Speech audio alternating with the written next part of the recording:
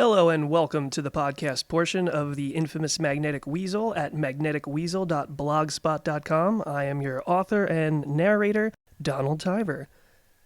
Let's jump into the first story. It's called Henrietta, Boulder and the Crystal Eargasm, or How We Learned to Love the Algorithm. Everyone has at least two modes, an active and a passive setting. Some use their passive setting, their autopilot, more than others. By way of some apparent miracle, after eons of socioeconomic encouragement to only use the autopilot feature, one tiny ADHD-ridden child could not.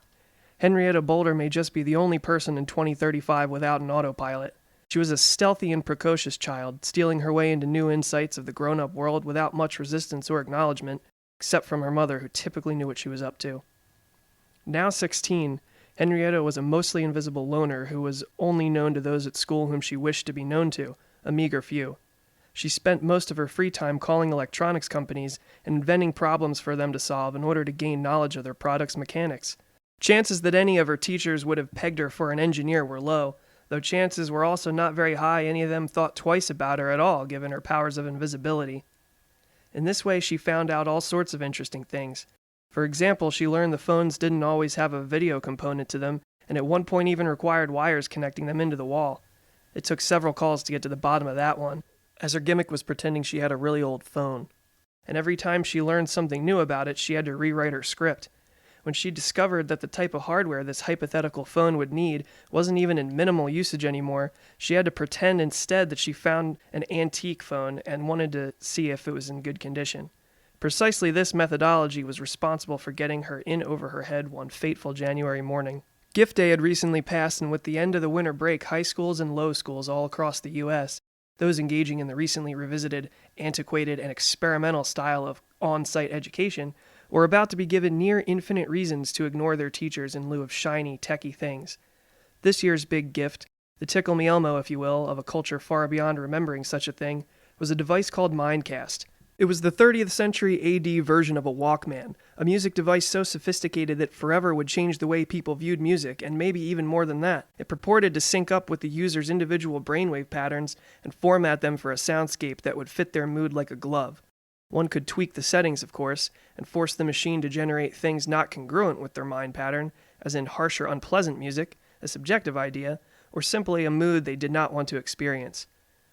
MindKast made something like a song, yet harder to describe than that, more like an endless auditory orgasm. When using the standard tuning, one's surroundings became fertile with the most sonically sensational mood enhancements, and all seemed to glow.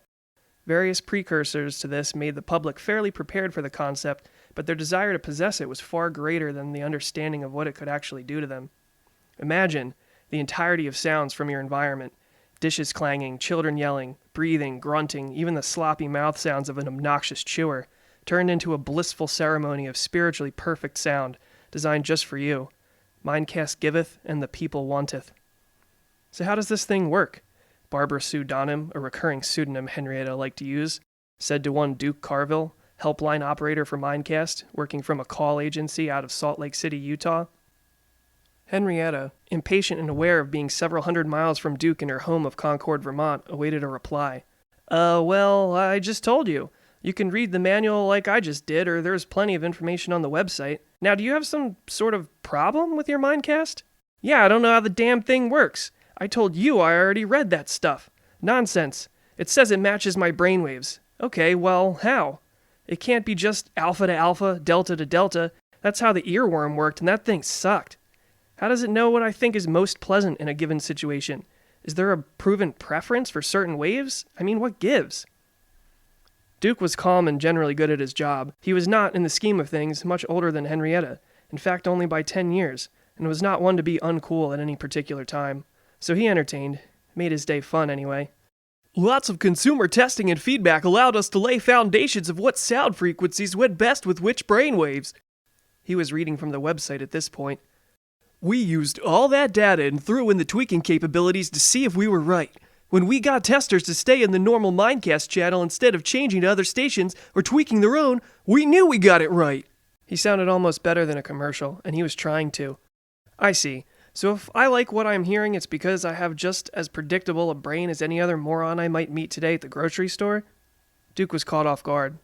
Yeah? I mean, you're human, right? It works on humans. That's what it does. I know that. Geez, you're sassy, huh? What's your name again, operator? She wasn't used to being back-talked to.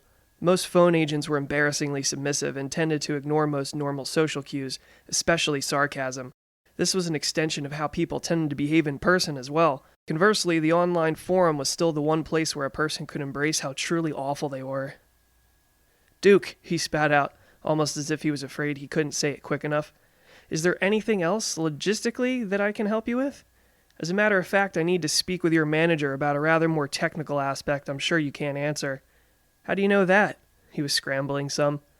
Because it has to do with the future of your job, and I know that you're not psychic because you wouldn't have spoken to me that way if you were. Trying his best to balance the situation properly, he simply breathed a yes and clicked a button alerting the manager. As he sat there, sphincters clenched, palms wet, he forgot to inhale for a few seconds before he heard a knock at his cubicle, far quicker than he expected one.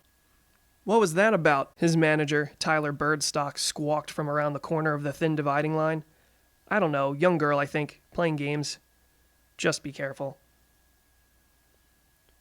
Henrietta, hanging up the phone just as the line went from jazzy holding music that must have been recorded inside a trash can to that of a human voice, sat back and gnawed on the end of her phone, an older model than most would bother to hold on to.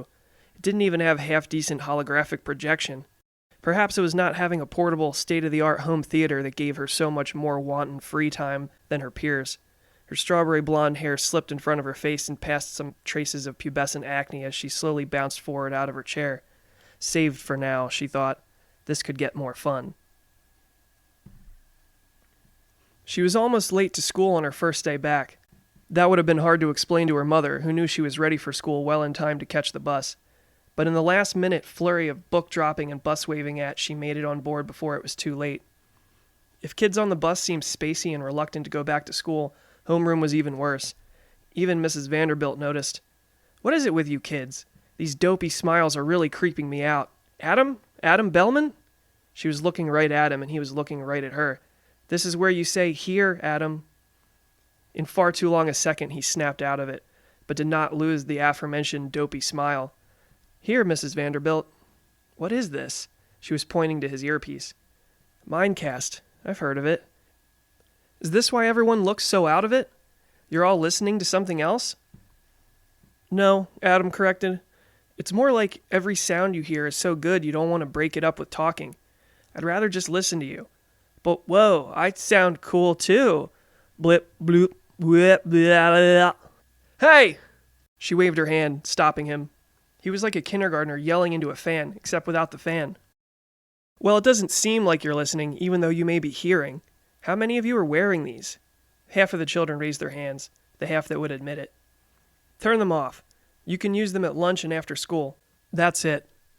Groans and awes precipitated the turning off of many devices. This command was extended across the board by homeroom and first-period teachers, and all but a few reluctant students complied. Lunch would prove to be the finger in the dike of teenage sanity itself, and not just for the kids at Allen Dulles High either. It was unlike any other day that she had ever been alive. Henrietta began to think in terms of turning points for the first time in her life. Whereas she would never remember a time when she couldn't walk and even struggle to remember a time before she could run, Henrietta would certainly always vividly remember a time before MindKast. The lunchroom was utterly chaotic as each child finally clicked onto their MindKast feeds. The worst part was that it was the dull kind of chaotic, and no one seemed to be annoyed except for a few "why I never lunch miladies," mourning the decay and respect for one's elders, a slippery slope long since slipped down. Their lunch ladies likely said similar of them, too, as they pioneered the first consumer-ready generation of portable holographics. Bumping into each other, food missing their mouths, the children giggled all the while. Henrietta was one of only 2 kids in the room without one of the devices. The other was a meathead of sorts named Arthur, a little older than her, with a reputation for being trailer trash. Few of the younger generation knew what that actually meant, since no one lived in trailers anymore. They were replaced with portable low-income domiciles or lids a generation prior. They were easily heated and cooled as well as stackable and came with optional built-in, upgradable, full-sized wall screens. Their eyes met in what was perhaps the most baffling set of mixed glances ever sat upon one another. "Are you seeing this shit?" she said to him, pointing sharply with her forefinger but keeping her arm at her side. Nope. The two watched a horde of bumbling young people, wild on the eargasms beamed directly into their heads, settle down slowly into the groups at each table. It was a groundskeeper that finally thought to alert the principal once lunch had been more than a third over and still barely anything had been eaten.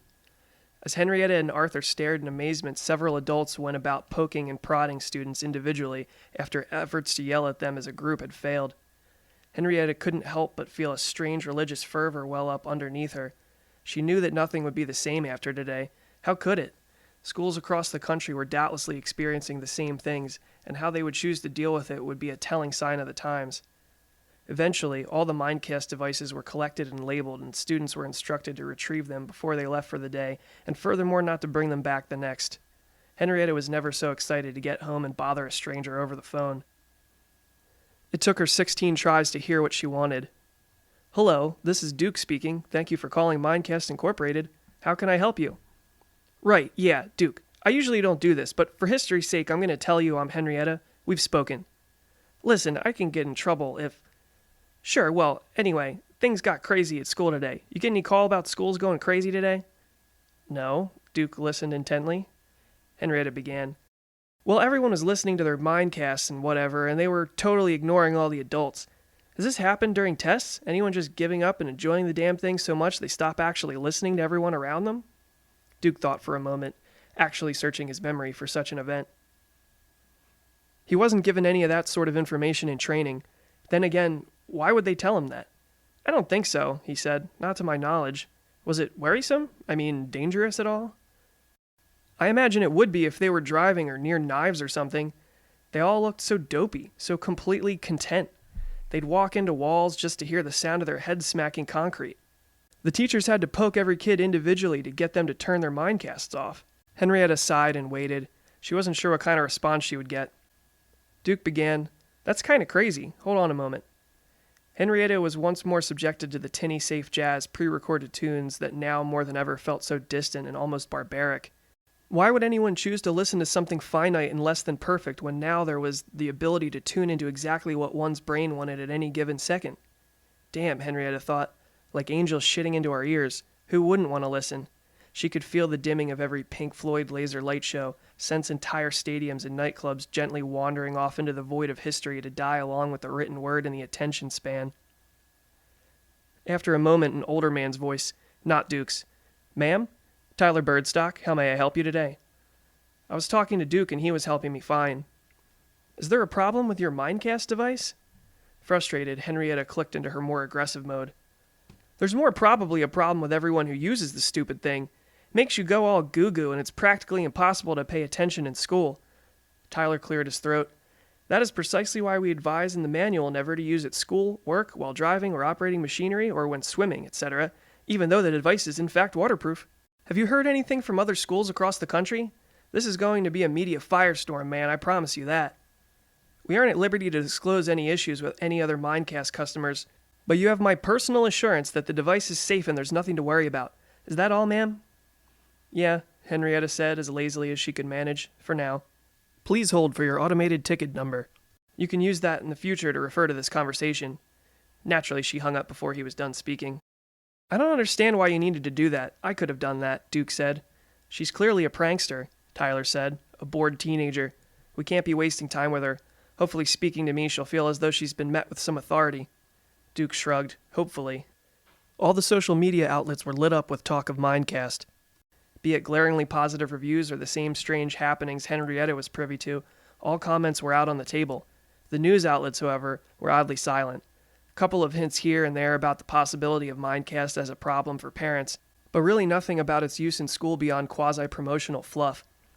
The next few weeks were interesting to watch for Henrietta and the others her age, with the awareness to be at least somewhat frightened of new devices that linked with the mind. Theirs was a generation of immersive gaming, virtual friendship, and bored skydiving. How could they fear something so promising when they've already been using headsets that could strengthen the connection between their gaming fingers and their gaming buttons, and in some cases even skip the physical controller? They were primed for this years before their birth, by consumerism, by governments that preferred distraction to critical thought, and by the hubris of the human ego. Kids listened to the threats at first, but by and large didn't bring their devices to school. But slowly and surely they crept back in, kept at simmering levels as to not raise the ruckus they did initially. Like Game Boys of old, the MindKast became a moderate nuisance and nothing else. As it weaseled its way back into study halls and lunchrooms, a curious thing began to happen. It was as if some hacker whispered a secret to everyone all at once in the night. There was a way to adjust the input of your MindKast device so that the range of brainwaves picked up extended to those within a short proximity and not merely their own. This meant that what everyone could hear became the same and interfaced with all who were in the same space, like an auditory blender of emotion and social gestures. Tables began forming for different genres of music, though it was more sentiment, as those whose sonic pleasures were more similar seemed to depend on mood more than previous genre preference. Whistles, bumps, crunches, tiny sounds that eked across a gossamer window or caves of bassy clamoring began to file the kids in cafeterias worldwide in a cascading rainbow of preferences. One could almost plot mood on a graph based on what lunch table one sat at. The hyperactive kids stayed together with BPMs soaring to heart attack levels. The depressed shoegazy crowd sulked together in their proverbial crypts. The feel-good, think-nothing pop addicts gathered in a pulsating and predictable 4/4 march. As if by cymatics, the students as different weights of sand and crystal, patterns emerged. Henrietta once again spied Arthur, who had already been looking her way. She approached him but said nothing, turning to the student on his left around the circular table. "Can I see that a moment?" The boy, another football player by the name of Eric, looked at her dumbly for a moment. Slowly he smiled and clicked the off button on the device in his ear. "What, this?" "You can hear me, great. Yeah, let me borrow it a second. I'll give it back, promise." Arthur gave him a nod and he laughed to himself, unsure why he was agreeing. "You better not have ear lice or something." Yeah. Henrietta took the device and studied it. It was a small, slender controller with headphones that plugged into the ear and were supported with hooks that went behind the ear. The headphones were fully upgradable, she knew, and unless one spotted the controller, it could be confused with any other music listening device. The controller had few settings and dials, a volume, a vaguely labeled mood dial with a plus and minus on either side of it, and small buttons which were presets. When plugged into a PC or controlled from a phone, one could tweak the intimate details and load them into the presets. This is how it was discovered that the range could be expanded. "One of these presets has the expansion hack?" she asked. "Yeah, the first one," Eric replied. Henrietta put the headphones in and adjusted the earpiece, switching on the on button and pressing the first preset. She next began to lean into the table where the group of football-playing comrades were giggling over their food and quietly listened.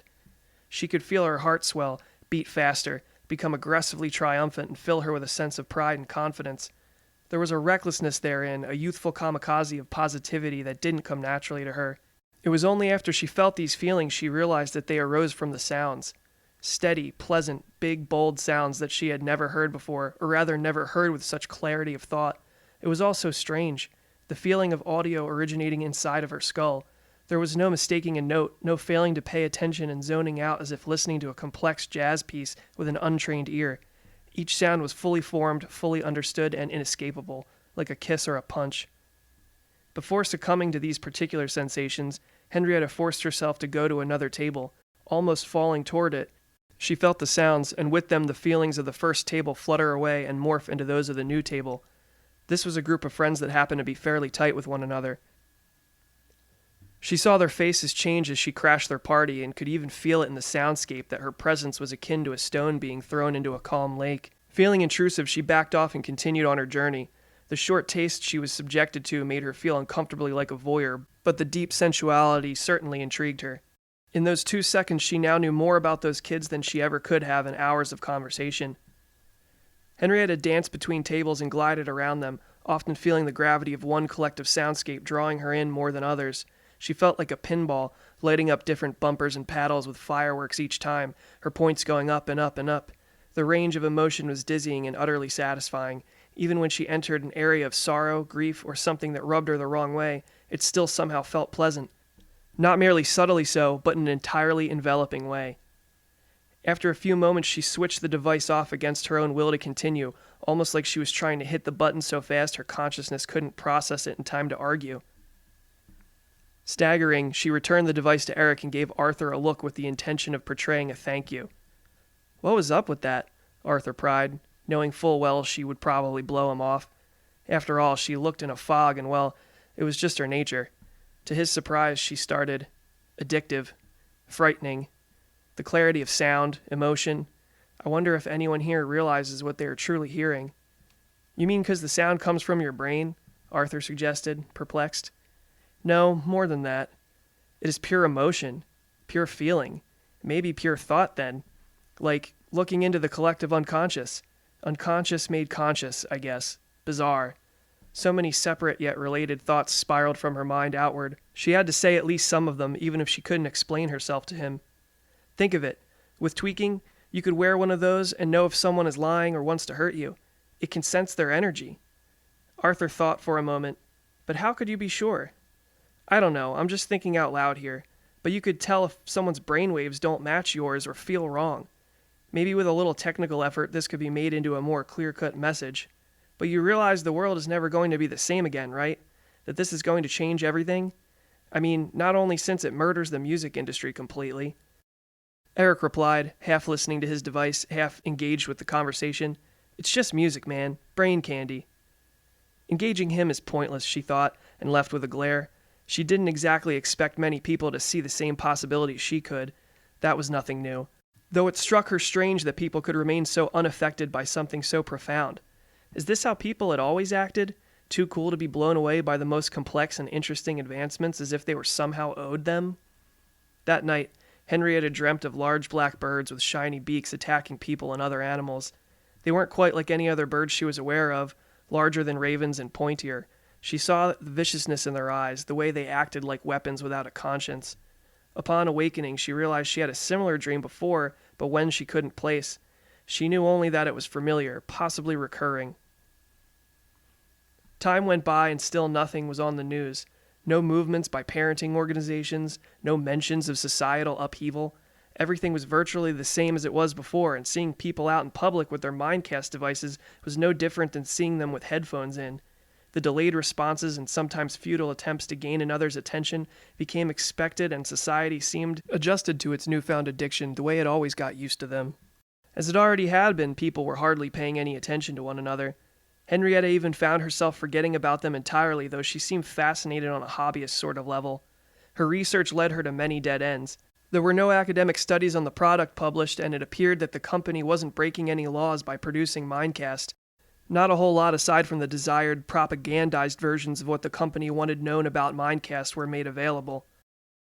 One night, Henrietta was scanning the usual forums of boring tech questions, flame wars, and interesting but too in-depth descriptions of DIY computer augmentations when she found a post from a user called Agamemnon.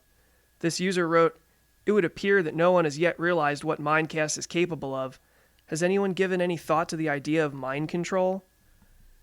Below were 3 links, each of which Henrietta opened simultaneously. The first was a description of MKUltra, an extremely old program that seemed to be the CIA's foray into telekinesis, remote viewing, the paranormal, and mind control, hence the title. It seemed the secret program went extinct long ago and featured lots of illegal human experimentations, often cruel in nature. Was it too rash to purport that this was somehow linked with MindKast? Would anyone in their right mind make something so big and bold also so thinly veiled as this? Then again, she thought, maybe that would be the perfect ammo in case such an accusation occurred. Of course they aren't connected. Only a bunch of idiots would do such a thing. That would be like naming a candy bar Poison Pops or something. Furthermore, if they wanted to seem like an edgy, not your papa's corporation type of outfit, they may admit the similarity of the name was on purpose in a tongue-in-cheek sort of way. Interesting, but little else. She moved on before she got sucked down a tunnel of homework-esque reading. The next tab showed a bunch of graphs, apparently made by the user Agamemnon, displaying the net emotions of MindKast users on a daily basis. Wait a second, Henrietta thought, as she had no idea they kept track of this kind of thing. Was this all made up? She scrolled down to see the peaks and valleys of the emotional charts of MindKast users, pulled together to show averages. They were then picked apart by vague categories: angry, sad, happy, and excited, and plotted against product sales and movie ticket purchases. Sure enough, spikes in certain emotions corresponded with the successes of films at the box office, ones that would capture just those types of emotions. Furthermore, product sales for items like clothes and jewelry were seen to coincide with spikes in anger, depression, sadness, and fear. This was all too neat, Henrietta thought. She knew that the numbers and figures could be manipulated or misrepresented. Perhaps these were even true, or would have been true regardless of the influence of the MindKast. She decided to comment underneath the posting. You mean to say MindKast makes users go see movies they don't care about and buy clothes they don't need? This is interesting, but a bunch of spiky lines don't prove anything. Aren't we also neglecting the influence of all the other advertising techniques? She almost decided not to make the paragraph any longer, but she had to add, also, isn't that too convenient? Calling it MindKast seems like a bad supervillain plot.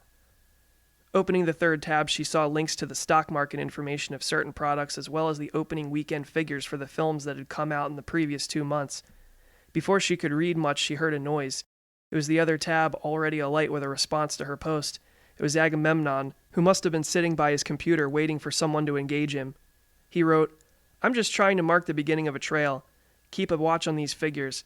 So far as the ridiculousness, a Mengele quote comes to mind. The more we do to you, the less you seem to believe we are doing it. How did you get those figures anyway? Henrietta wrote immediately. No response was given.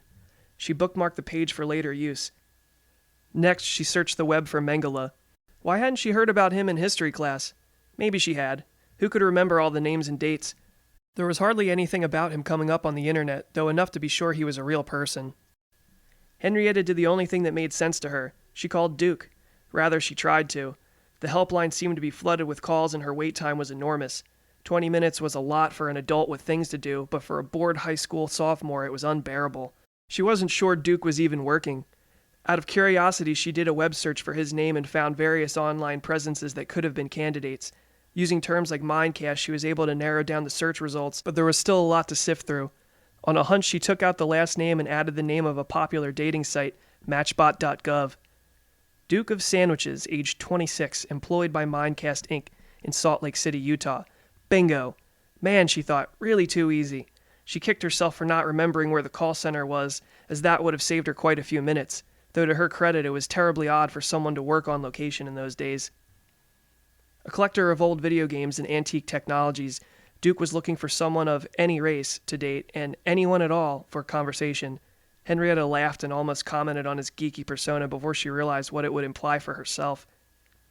There were pictures of him with his niece and nephew, pictures he took of birds in the park, and pictures of fancy drinks on the deck of a cruise ship with the caption, "Treatin' myself." It was actually pretty endearing. He was clearly kind of a lonely guy, but had a supportive family. Henrietta could almost envision the conversations with his mother telling him to find somebody nice to settle down with, and feared that she was only a mere 10 years away from such naggings. Probably less, what with her vagina and ticking clock and all. A fake profile was made and laughs were had. She almost felt bad for what she was going to do. Henrietta used pictures of herself, but used the ones in which the makeup, angles, and expressions used would leave anyone who knew her in real life doubting their authenticity. If there was any doubt at all, a quick pass through the photo beautifying software known as Beauty Maker sealed her anonymity. She did this not to make herself more attractive, but to hide behind a digital mask. Beauty Maker, after all, was more commonly used to deepfake celebrity pornography. Just a little fun, she lied. I won't take it too far. Henrietta expertly crafted an introductory message that was equal parts naive and seasoned, ditzy and inspired. She wanted to appear aloof, smart though not too smart, and lively enough to make him believe she was genuinely interested and not in a stalkery way. Seed planted, gardener spent, Henrietta retired. The next day she received a response. This speedy reply did not surprise her. What did surprise her was how bad she felt. She didn't want to burst his bubble, but the best thing to do would be to do it quickly. Henrietta decided to apologize and get straight to business in hopes she could graze over his anger stage and catch his interest instead. She said who she was and that she was very sorry, but it was the only way to get a hold of you, plus, hey, wasn't it kind of funny also? Sure, she continued, it was totally a good gag. Anyway, have you heard of MKUltra? Do you know if MindKast could be a device designed to captivate people's emotions and tendencies and direct them towards corporate interests? Yeah, well, I don't know either. Here are some sources. Please don't hate me, TTYL. Hearts, hearts, hearts. Henrietta decided it best to forget about the message entirely, as it would be a pleasant surprise if she got a response and an expected failure if she didn't. And just so she wasn't tempted to pick at the wound, she signed the letter with her email address and deleted her account. Well, she tried to delete it. Turns out no thriving website really ever lets you delete your profile anymore, but they do let you deactivate it just in case you want to come back. Several weeks went by, and Henrietta thought that the masses were once again on the brink of realizing how powerful MindKast was. She felt this way because she witnessed multiple people on the street or in the subway talk loudly about how the world was going to hell. calling out people using the devices as detached and spaced out robots, going so far as mild physical harassment in one case. Surely this outrage was strong enough to create a discussion via mass media. Online, many people rallied to the defense of MindKast users, claiming freedom and calling those against it fascists, having deep-seated technophobia. Most of this was the result of a single video showing an older man, probably with mental troubles, beating a young teenage boy simply for wearing the device. Henrietta was glad that some kind of dialogue had begun, but wondered if it was too petty and one-sided. She wondered if sensational events like this one-off incident would not keep popping up instead of questions about the larger application of a product that could affect one's emotions. Similarly, as she had seen before, the seemingly ridiculous rage inspired by the product only seemed to lull the younger generations into accepting it. Their trust deepened in response to the perceived threats from the conservative technophobes, a sort of logical fallacy confirmed by the daily joy they received from the product and their belief that no threat really existed. On the bus one Wednesday in March, she overheard a discussion that got her mind racing. "That's what I'm saying, Chris," the first young man groaned, cutting off the other. "I'm telling you, the brainwave thing is just like emotional state. That's why when Andre got jumped, he could tell it was going to happen. Seriously, I'm not kidding, just talk to him about it." "I just don't understand how that would work," the boy sighed, clearly unable to articulate his thoughts the way he wished. "Listen, it works off of emotion, right? You hear about the hack everyone has been using? Where you can link up multiple devices?" "Yeah," he began. "Only it's more than just linking devices. It means that it starts picking up on your brainwaves as well as other people's. So when those guys approached Andre, he could feel it. The sounds he heard were jarring, off-putting, even scary. He had never experienced anything like it, so it shocked the hell out of him. But that's what it has to be, right? The brainwaves of those douchebags that were about to beat him. They might have been nervous or were psyching themselves up for the attack or something." So many questions raced through her mind and so few answers were available. As soon as she was home, she started researching the best place to get a MindKast device. Being broke as she was and not wanting to even ask her parents, she fortunately found a website that would send her one with a modest down payment and a series of future bills. It was the only way she could have gotten a hold of one short of thievery, so she put the order in. Closing out the window on her screen, she realized her pulse was still up and her thoughts still wild. Henrietta was more excited and scared than she had been in a long time. It was just then she noticed a new email from an address she didn't recognize. It was Duke, proclaiming she was mean, unfair, and a touch insane, but altogether interesting. He happened to be a history buff and was offended at the understated importance of the MK Ultra programs. Did this mean that MindKast was somehow connected? Of course not, he said, but admitted it was an interesting idea. He promised to get back with some more information. Henrietta replied with an apology, swearing that she didn't mean anything by it. She rambled on about all the ideas in her head, asking him if he knew about the hacks going around and what it meant on a functional level. Was he aware of any studies done where the device was used as an emotional reader or a lie detector? Did he think someone could learn how to use the device to get information rather than just meaningless noises out of people? It didn't take him long to reply. Duke said he hadn't even thought of that type of application and that he would have to wonder about it. He wasn't sure if the emotions could ever be quantified exactly, but felt that one could use the spikes and patterns to identify basic things. He also found it odd she used the term lie detector, since that was one of the things MK Ultra scientists wanted out of LSD. Henrietta didn't know what LSD was, but she got giddy while reading his reply. She couldn't wait to test this thing out with her newfound knowledge. Going about her business as usual was hard, but she tried to put it out of her mind. Henrietta sat in a lightly populated park, thumbing through an old fiction guide, one of the last of its kind. It compiled reviews and was arranged by like-minded people in an attempt to create must-read lists in several categories. There were simply too many things to read, watch, and listen to in existence, and like others before her, she felt she needed help from those who had spelunked the depths of human media. Sure, there were programs available that would spit suggestions at her based on her own ratings of similar media, but for some reason she liked the feeling of paper in her hands. It also helped that the book was 50 years old. She thought that the authors being closer to the older classics and removed from the media climate she was born into helped them have more meaningful opinions about the works themselves. Or at least different opinions. It didn't bother her at all that the reviewers from the book couldn't have played Kill 'Em Dead 3 or sat through the third reboot of Friends. In fact, it somehow made them more innocent. After Fan Addicts came out, media consumption changed. It allowed people to actively compile likes and dislikes as previous programs had done before it, but it did so with a unique AI that only worked better as it was around longer. It succeeded because it delivered what it promised. The average user was ecstatic about everything they were introduced to after the system learned the ins and outs of their preferences, and the queue read like a list of future favorites. This was precedent for MindKast, she realized. The focus on consumption of media only ramped up more and more since the time of the Nickelodeon and the silent movie. Furthermore, in a world drawing with these artifacts of externalized human thought, everything was streamlining and more with the apparent goal of constant, enveloping entertainment that never wasted a human second. Didn't like that film? That book? Such a thing hardly made sense anymore. Why didn't you screen it with AI first? Why did you waste your time? With the ability so ubiquitous, the act of randomly viewing or reading something was akin to purposefully wasting one's own time. Then MindKast enters stage right. Pretty soon, Henrietta thought, the grocery stores will deliver food into our mouths and not just at our doorsteps. We won't have to leave our rooms. Just eat, shit, watch, and listen to a miniature utopia that constantly provides the best of what we want, on demand. The reality of that was closer than she knew, as George Pesos at Triangle Trade was currently working on ways to deploy drones and achieve such a thing. A boy on a bench across from her was looking around and playing with the inputs of his MindKast.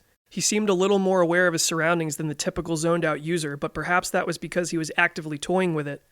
An elderly woman sat down next to him, clearly exhausted. She nodded at him politely, and he seemed not to notice.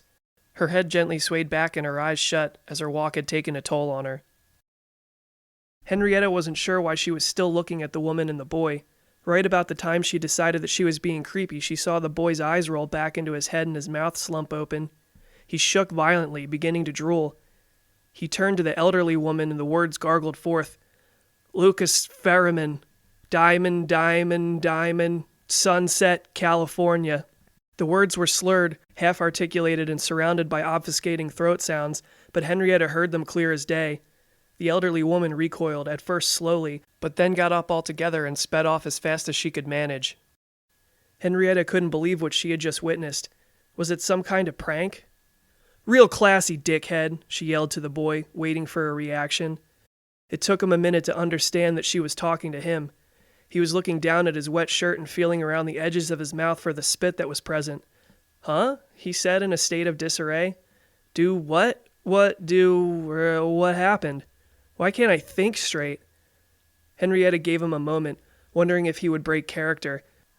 When he did not, she became frightened, but did not let it show. You just yelled nonsense at that old woman. Meanwhile, the woman in question was long gone.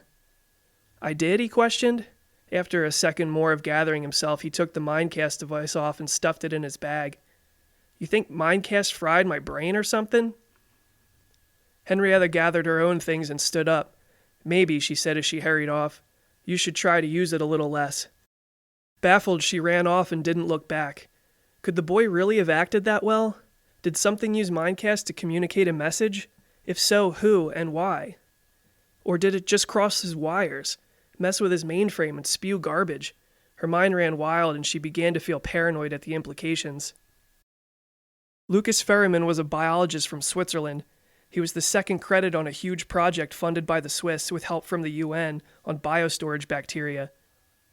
Ferriman was said to be the one who finally cracked the diminishing storage life cycle dilemma the group was facing. Each type of modified bacteria used suffered from similar problems where after several thousand generations, the information would not hold up to the same level of consistency required for functionality. Ferriman was the guy who finally solidified the region of base pairs the reader would scan for information, as machines would scan the DNA of the bacteria the same way binary ones and zeros were used. With this region harder to mutate in the future, offspring would generally have the same untouched regions for scanning that wouldn't change. However, they still did in some small frequency that could nevertheless be detrimental, so Ferriman upped the ante by using the scanner to also select flaws for termination. Reading this made Henrietta wonder about the things that all those tiny genocides implied. Did that song on my hard drive sound the same today because all the organisms who were a little different than their parents got the axe? Strange times indeed. Speaking of songs, she said to herself aloud, who needs them anymore, really? Who needs a single tune written by people that can only ever be heard one way, when we now have a device that allows us to hear all things as if they were the farts of angels? Moving on to matters at hand, she began to think about what Lucas Ferriman must have meant. What are the odds that the boy in the park was speaking nonsense? If it was a message, who was it from and who was it intended for? Henrietta realized it could have certainly been for the old lady, Yet a sense of ego and grandeur skewed her thoughts inward. After all, she had been going through a series of rendezvous with the MindKast, and the plot seemed to thicken around her. The idea of being noticed by MindKast or something connected to it creeped her the hell out. The young woman emailed Duke again, asking him if he knew of Lucas or the connection between MindKast and biostorage bacteria. He replied swiftly, taken back by her specificity. He assured her MindKast was a totally dry unit, incapable of supporting meaningful biostorage bacteria.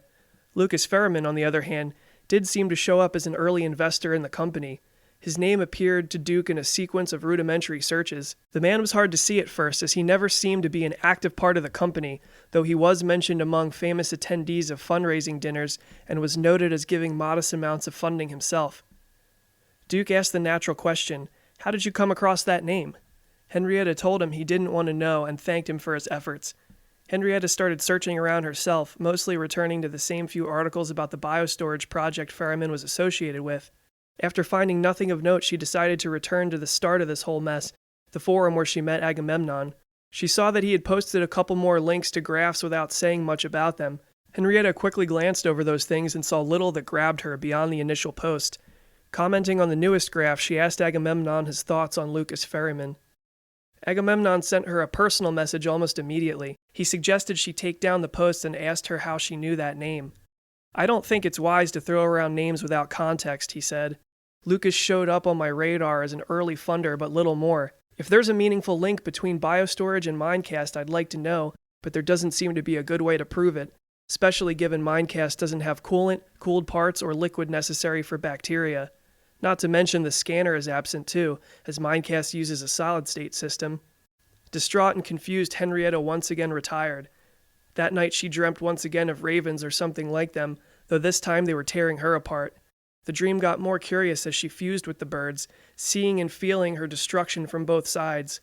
In such a state, with the veracity and recklessness of the predator and the fear and damnation of the prey both raining down on her, she felt a state of detachment. It was as if both feelings overlaid into a complete notion, a neutral feeling of nature exploring itself. She felt the same emotion about her death in this new state that she felt about grass growing or a rock sinking into a lake. She awoke to a furious message from Duke. He clearly didn't understand why, but he had gotten in trouble for looking into Lucas Ferriman. They told him not to waste company time by using the databases for his own personal curiosity, but it seemed like a weak excuse. He had done that sort of thing before and never gotten in trouble. Perhaps it was the only time they had noticed. Duke carefully turned over a sheet of paper on his desk. The last time there was a single sheet of paper waiting for him on his desk, it had said "Stop" on the reverse side. Lowercase, tiny font, center of the page. If this was a prank from a coworker, it wouldn't have settled his pulse any further, since this was the desk at his home. Turning over the page slowly, he noticed that he was holding his breath. When at last he exhaled and pulled the sheet by one of its corners, he heard a loud knock at the door, 5 successive thuds that made him drop the paper. Henrietta messaged Duke and apologized for interfering in his life, albeit, she would add, accidentally. Even when she knew jokes would not save her, she kept up appearances, and it had gotten to the point that she couldn't often predict whether or not her charm would work. This also falsely led her to assume it worked most of the time. Duke tripped over his chair when he turned around and scuttled across the floor to his couch, where he stood up cautiously. Annoyed and further exasperated as his knee was caught in his open jacket, he once again stumbled and caught himself.